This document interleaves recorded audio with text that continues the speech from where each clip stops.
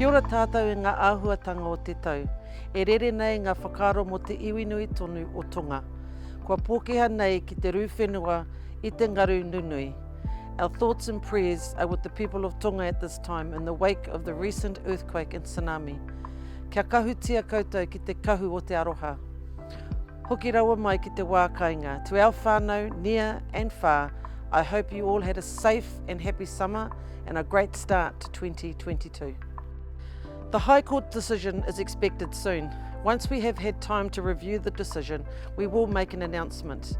Over the next few weeks, we will share valuable kōrero from the time of the High Court trial. This knowledge is a taonga and it is to be treasured. On another front, should the Omicron variant of COVID-19 find its way into the community, we want to ensure our whānau, our kaumātua, our tamariki, that our papakainga is well protected. It's important that we prepare our next steps to keep ahead of the virus. As we head back to kura and mahi, it's a good time to have a wānanga with close whānau to create a whānau plan, just to ensure that when someone tests positive, you've got a plan on how to manage this and how to cope with it. Whānau, creating your plan is as simple as A, E, I, O, U. This awesome planning tool has been put together by our Whaimaia team and it is available on our website. Give it a go together and stick it on your fridge at home.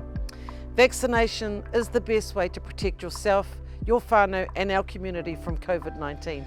Tamariki aged 5 to 11 are now able to be immunised against the virus. Kei a koutou ngā whānau te tikanga.